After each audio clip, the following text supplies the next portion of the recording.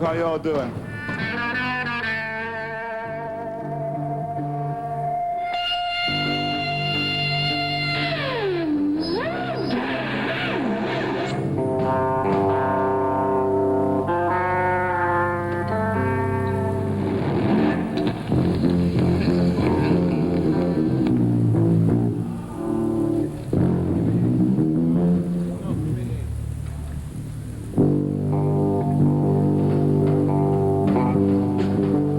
Jimi Hendrix experience.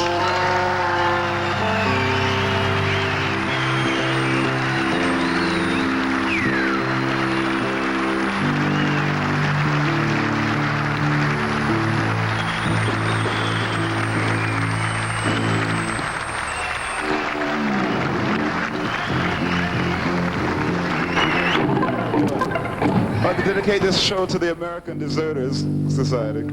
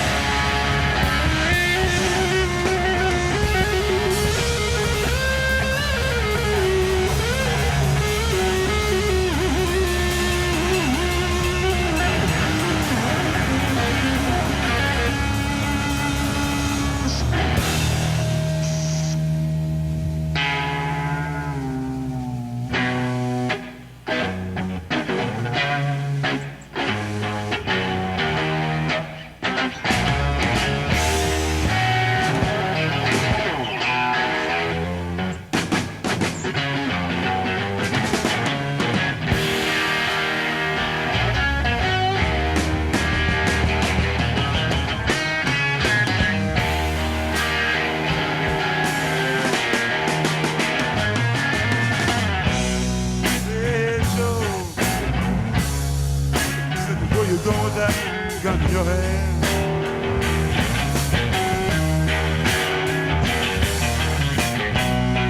Hey, Joe. I said, where you going with that gun in your hand?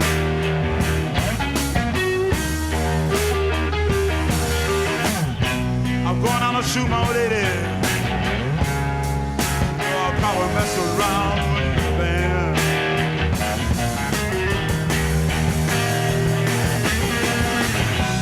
I'm going out and shoot my old lady.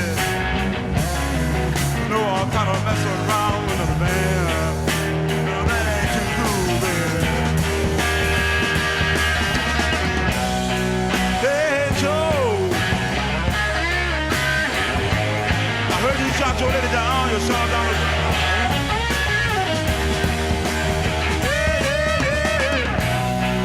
Hey, Joe. Hey, Joe. I heard you shot your lady down, you shot her down in the ground. And he said, yeah, baby, I sure the hell did. Yes, I shot my baby. You know I kind of mess around town. I gave it a gun.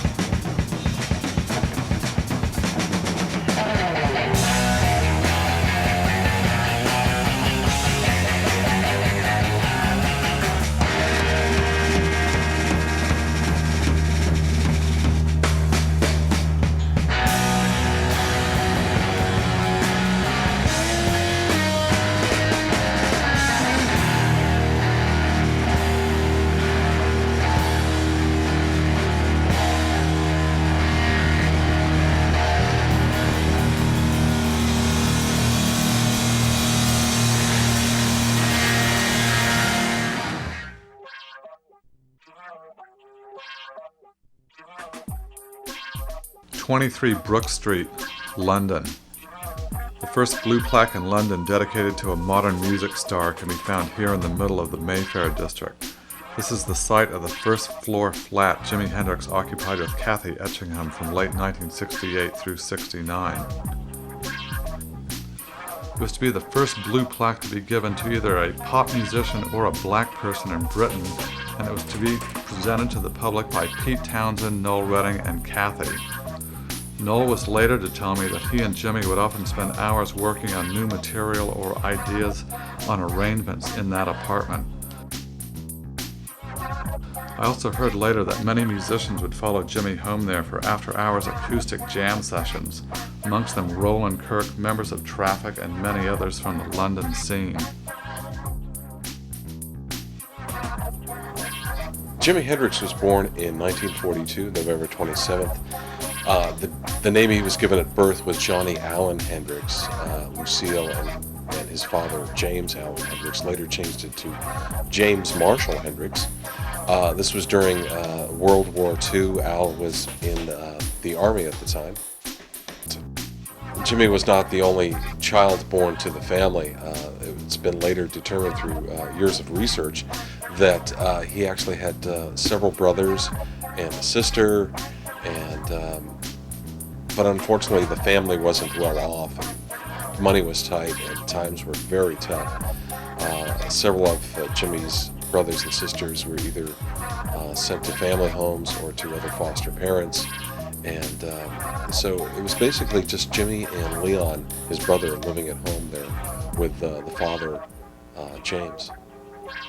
Jimmy's musical roots probably came from his father Al's record collection. Al had everybody on vinyl back then, going from B.B. King to John Lee Hooker to Muddy Waters to Lightnin' Hopkins to Bessie Smith. And he would play those constantly, and I'm sure Jimmy also heard those on a jukebox at the occasional record shop.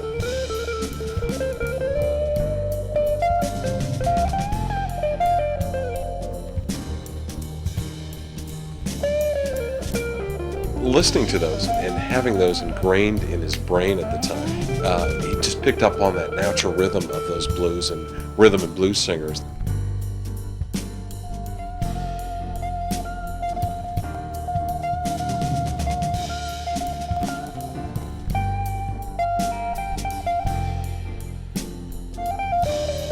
The story goes that he either picked up a broom and started pretending like he was playing guitar, and then I believe his father got him a ukulele and then an acoustic guitar for $5 that he wanted a poker game. When Jimi Hendrix was in high school, he had an eagerness to play. By this time he'd already got a guitar and an amp, and he would go to this place called Spanish Castle just outside Seattle, Washington, and one of the stipulations that he made with the producer of these shows was that if somebody's guitar or amp broke, that he got a chance to get up and play up on stage there. And he later wrote about that in a song called Spanish Castle Magic. But he floated in and out of different high school bands, but it really wasn't going anywhere, and probably not fast enough for him. He got in a little trouble with the law back then. He said he was trying to help out a school charity by taking some clothes, but police saw it differently, and he went to juvenile court for a while and spent some time in juvenile hall. But in an effort to get out of doing some prison time, let's say that, he got the offer to clear up his record by going into the Army, and his father also agreed to that. That would probably be a good way to shape up this young man's life. Redding. On drums, Mr. Mitch Mitchell. On vocals and guitar, Mr. Jimi Hendrix, the Jimi Hendrix Experience.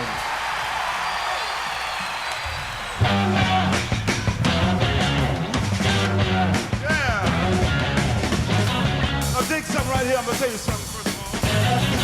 Yeah. You don't care for me. I don't care about that. You got a new boo. I like to like that. I have only one itch in his eye. Let me stand next to you. Let me stand, baby. Jimi Hendrix joined the Army in 1961 and soon made friends with another musician called Billy Cox, and they hit it off quite well. Although Jimi Hendrix didn't have a guitar then, and he had to have his girlfriend send him his prized guitar, which he named Betty Jean after his girlfriend.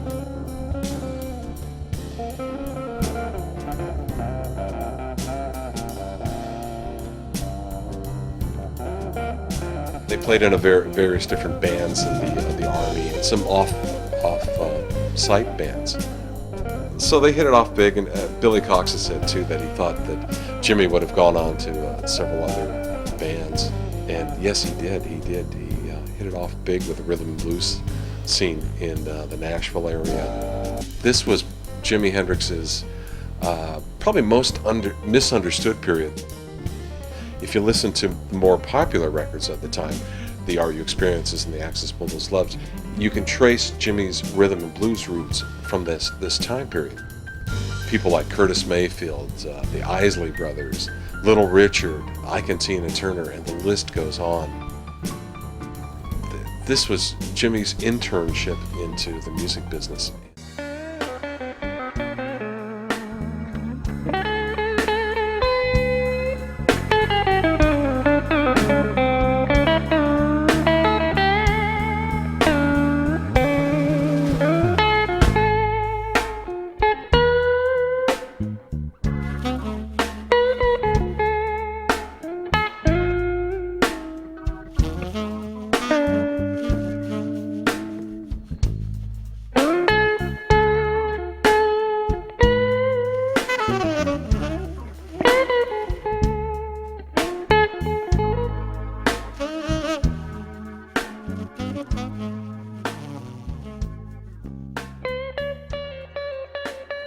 By this time in Jimi Hendrix's career, I think he had grown really tired of touring and not getting paid.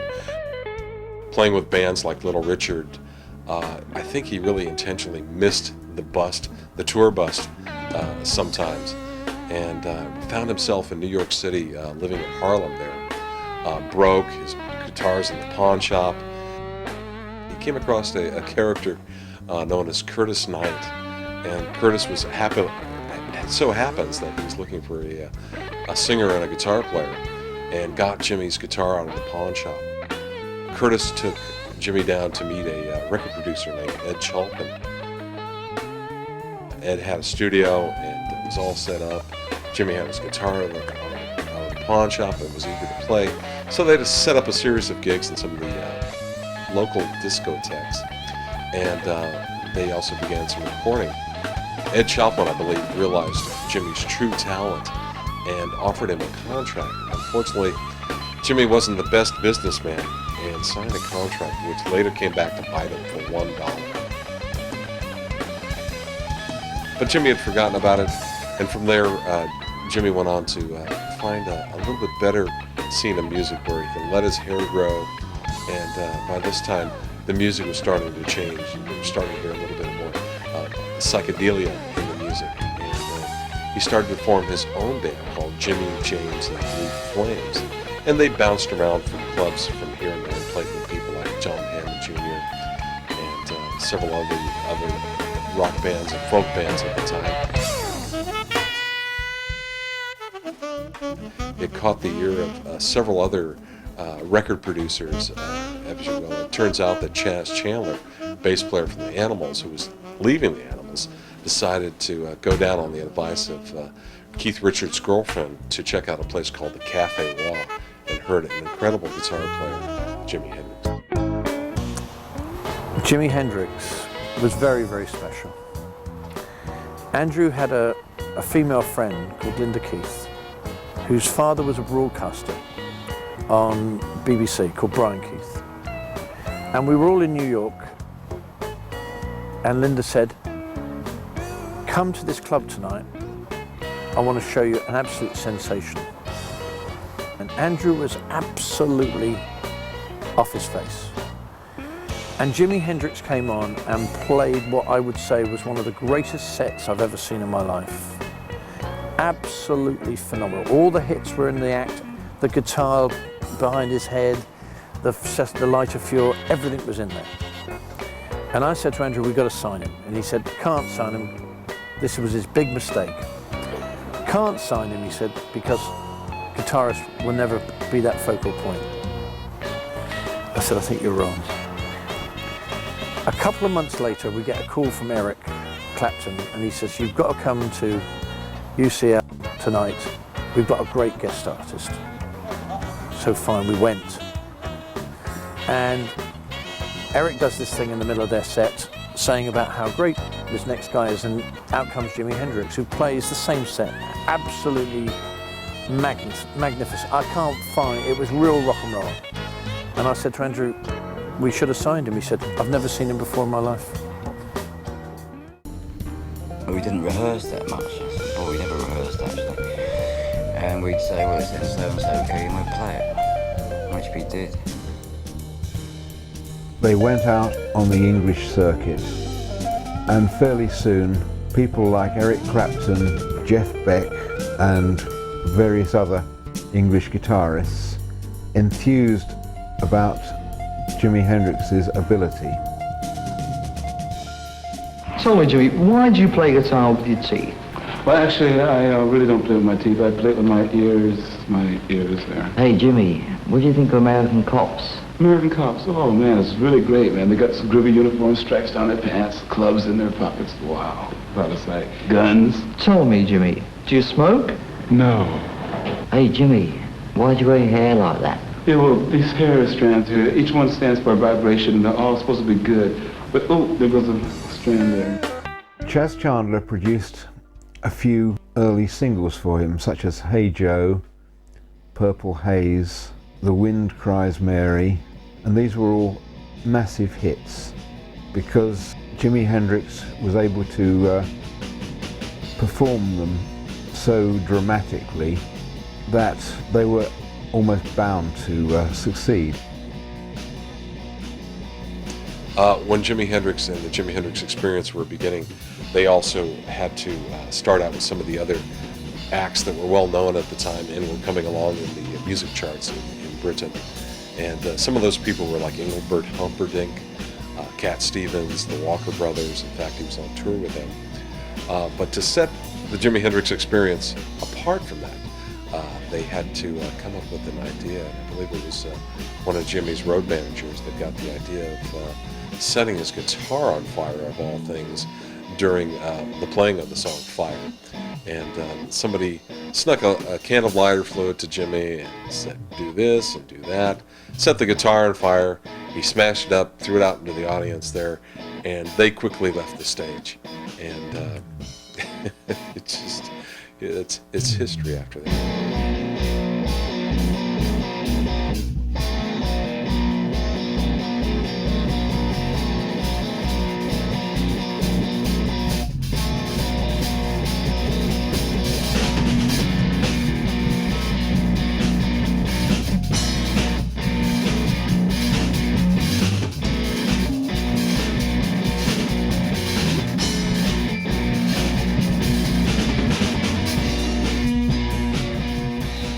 I mean, the first time I seen him was at Ondine's.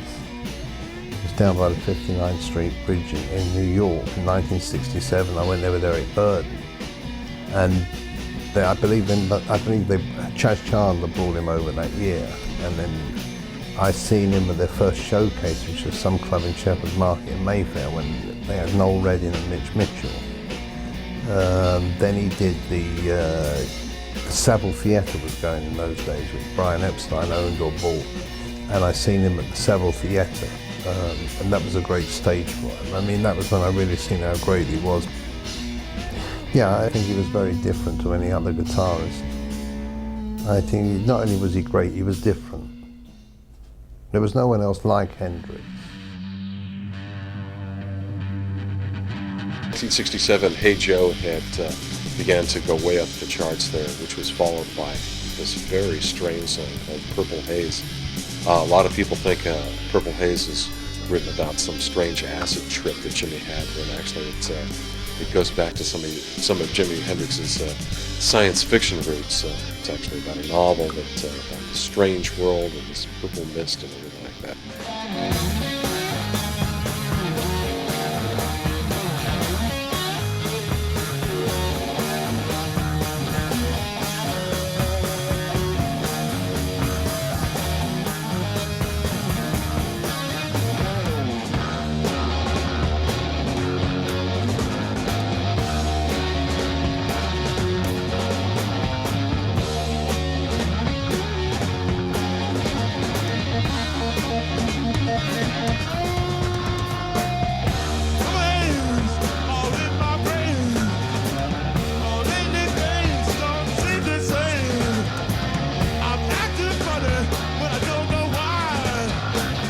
Excuse me while I kiss that guy.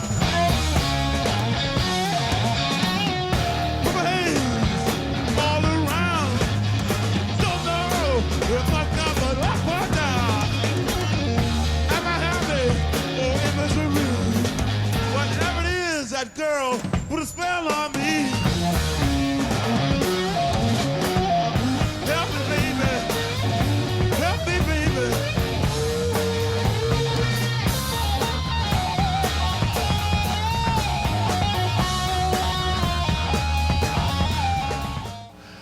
The songs were getting longer. The themes were getting were changing there from your quick 2 and 3 minute pop singles. So things were definitely starting to change on the airwaves and probably in the minds of us young folks. They were starting to turn on to the music and other things like LSD.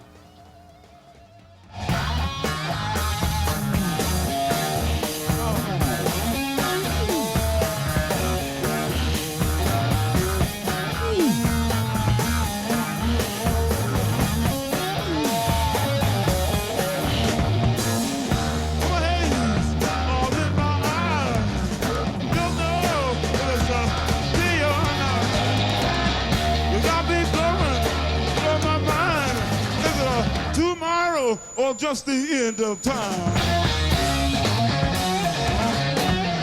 No, help me, baby. Hey, yeah, hey, yeah, hey. Oh, baby, you got me going around. Not necessarily stone, but beautiful. Yeah, put the hands up.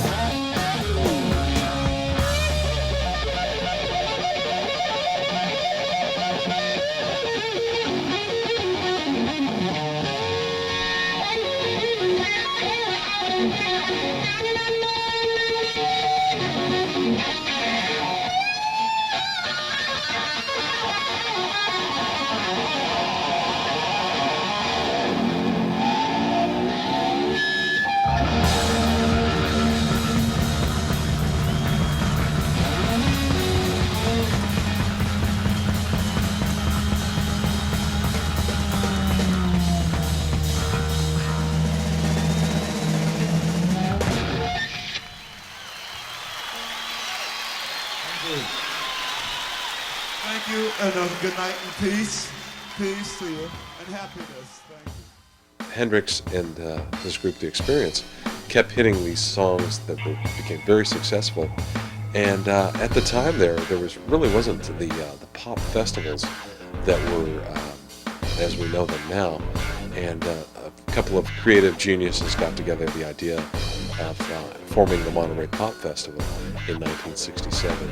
And Paul McCartney of the Beatles actually suggested Hendrix be on the bill and got him on the bill of the Monterey Pop Festival.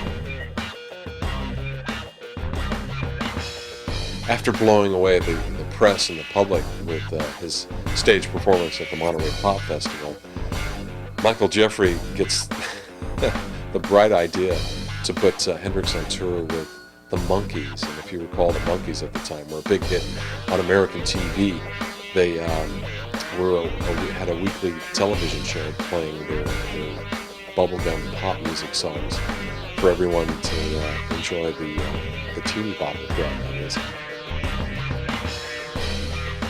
This did expose Jimmy to a wider American audience, but probably not the audience, definitely not the audience that Jimi Hendrix was after, the more slightly older hip crowd. Well, things were really starting to click for the Jimi Hendrix Experience at that point. They started a tour of England with Pink Floyd, who were also purveyors of psychedelia and their wild sounds. So there were some tour dates with Pink Floyd opening up for the Jimi Hendrix Experience. And this is also the time when the band wanted to get back into the recording studio, and they started recording Axis Bold as Love at Olympic Studios. One of the great stories I remember of the engineer Andy Johns, who assisted Eddie Kramer at the time, was Andy was setting up the mics for, I believe, the song Little Wing, and Hendrix had his amps up so loud that when Andy was out there adjusting the mics, getting them set up, everything like that, Jimmy just went and strummed the guitar. It's so loud that the sound was so loud that Andy jumped up off the floor like a chicken standing on a hot plate, and his ears just immediately shut down. It was just to give you an idea how loud Jimmy played at some time. Hendrix was a genius and a genius composer, and he was always writing something down on every scrap of paper he had for ideas, from songs to even a movie manuscript. He was eager to perform some of these new songs on stage and test them out and see how the audience reacted to them. 1968 was a great year for the Jimi Hendrix Experience. The act was alive. Unfortunately, his management put him on what could probably be best described as a dartboard tour. They'd play Seattle one night on the West Coast, and then jump into the Midwest, and then back on the East Coast up in New York, then down to Florida, and this would go on day after day, night after night. Spring of 1968, Hendrix started finishing up some of the recordings for Electric Ladyland, which was the third LP for the Jimi Hendrix Experience. Yeah, he has a song called Little Miss Strange. It's the beginning track on one of the sides. It's the fourth side of the LP. He has a beginning track on one of the sides. He moved back to America. He'd made a couple of albums in Britain. Are You Experienced? Axis Bold as Love. And then he made a third album called Electric Ladyland. It had an amazing cover. It showed 30 or 40 nubile young women naked.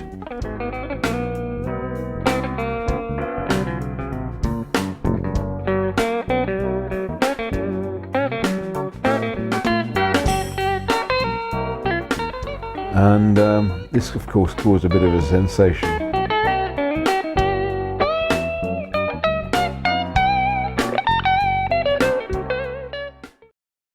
I think there was still this problem with the image of the band, what the teeny bopper press would report them as, and what the FM underground hip scene had their image. So there was a lot of conflict there. And there was a lot of internal conflict in the band. Mitch and Jimmy hit it off the best, but Noel kind of wanted to stretch out with kind of a more folkier sound. And if you listen to some of the recordings at that time, Noel was kind of wanted to get one of his songs on the LP. Sort of reminds me of George Harrison, the Beatle, kind of screaming for, "Give me a position on this record, please, too. Let me show my side of it too." The band started to splinter and started going to different directions, and you can hear that in some of the 69 recordings. Jimmy would kind of go off in one direction, Noel would play a solid bass line, and Mitch would stretch out on kind of a jazz riff that he was into there. So it was obvious that the band was starting to separate. During the summer of 69, Hendrix had an idea to expand the band even further, casting aside Noel Redding and Mitch Mitchell, and bringing back in his old Army buddy, who he promised that one day, when he made it big, that he'd bring back in Billy Cox, the bass player. There were so many ideas that they tossed around at the time. I mean, they wanted to bring in gospel singers, they wanted to bring in a horn section, and none of these ideas never gelled, unfortunately. It would have been nice to hear all those elements in Hendrix's music come to fruition. But what they did was they formed a group called Gypsy Sun and Rainbows, and they played the Woodstock Festival. There were some experimental tryouts at a house in upstate New York near Woodstock, where they got the band together. They had Larry Lee on rhythm guitar. They were desperately looking for a drummer. They had Juma Sultan, who filled on percussion and some of the great rhythm instruments, African rhythm instruments that he was playing at the time. none of the drummers at the time really fit the bill, so Jimmy made a call to Mitch Mitchell and got Mitch Mitchell to come back from England. What Mitchell realized at the time were these guys, Hendrix aside, really didn't have their act together, that they really had trouble, as Mitch said, I think, had trouble counting. They couldn't keep the timing going. This man was in the 101st Airborne, so when you write your nasty letters in... Nasty letters? Wow, right. you really Well, try people, hard. when you mention the national anthem and talk about playing it in any unorthodox way, you immediately get a guaranteed percentage of hate mail from people who say, how dare That's not unorthodox. That's not anyone... unorthodox. It isn't unorthodox? No. I thought it was beautiful. But then there you go.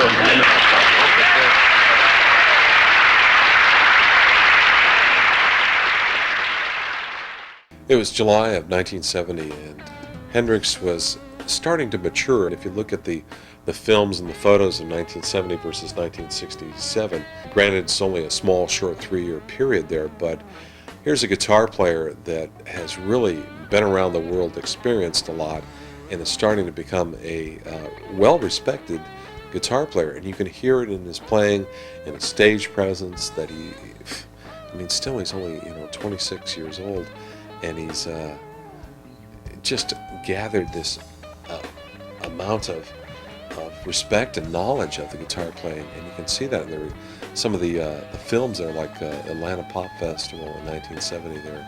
He just looked like a professional guy, not just some kind of wild, whacked out kid there playing loud guitar there.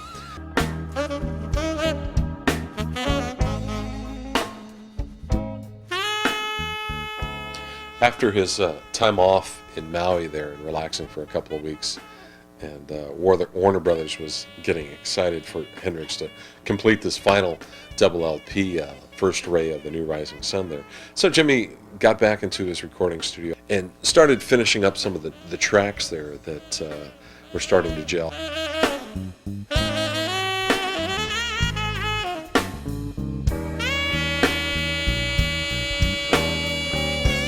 It was time to start paying for the Electric Lady Studios, and they set out on a European tour. First up was the Isle of Wight Festival, sort of a Woodstock for Europe, but Hendrix had a cold at the time, and he was starting to play different climate zones, and these concerts weren't very scheduled and organized as they are now, and he would sometimes play on at 2 in the morning or 4 in the morning, and different time zones, and it was all starting to catch up with him, as you can see in some of those films back then. On this final European tour, one of probably the most horrible concerts that Hendrix ever ended up playing took place in Denmark. It was turned out to be, unfortunately, a short 20-minute show. It was either Hendrix's health or some drugs that he was given before the concert that took place there that just ended the show rather abruptly. Fans were told they would get their money back, and refunds were given later, but it was kind of unexplained. If you listen to the recording of it, Hendrix is rather spacey, talking about just some sort of gibberish. His playing is slow and sloppy, and he just ended the show and just left in a taxi and headed back for the hotel. Also, to add chaos to this confusion, Billy Cox, his bass player, was spiked some acid. One of the drinks at one of the shows there. He tried acid for the first time. I mean, granted, Billy had never taken some of these hard drugs before, but somebody spiked the punch with some acid, and he had a very horrible experience. Delusions, paranoia. It was so bad that Jimmy decided to send him back home to Nashville so he could recoup with his parents and just kind of get himself back together. The tour had to be canceled. Jimmy returned to England with Mitch Mitchell, and they tried to regroup and try to figure out where they were going to go to next. I mean, obviously management's upset. Tour concert goers wanted their money back from these tickets they bought at the tour. The record company wanted some product out there real quick there, but nothing was gelling. Mitch Mitchell, his wife, had just given birth to their first child, and so it was chaotic, it was confusing, and Hendrix was all caught up in the middle of it, during all this pressure given to him at that time. The last few weeks of September, and unfortunately the last few weeks of Jimi Hendrix's life, were very chaotic. The final show that they performed at the Isle of Fehmarn on September 6th was just incredible. There was a group like the Hells Angels, a motorcycle club there, who were hired for security, but ended up burning the stage down, and people were shot at. I was doing a roadie set for 10 years after on the stage, and Hendrix was playing, and it was one of the last things, I believe it was the last set he did before he died. Tons and tons of these backpatch bike gangs turned up. Some friction started between them, they all started fighting. We could hear shots in the background. Hendrix was getting really, really upset, and we thought, this is crazy. The sets were brilliant. I mean, most people just came to see Hendrix because of that fantastic experience he did. But when Hendrix came on stage, just everything stopped. It was amazing. There was no one backstage. They were actually off the stage doing anything. Everyone, from the drivers to the caterers, you couldn't even go and get a cup of tea because there was no one there. Everyone just watched Hendrix because it was so amazing. It was so brilliant experience. After he'd done his set on stage and we got backstage, we just sat there 2, 3 in the morning drinking Jack Daniels, smoking.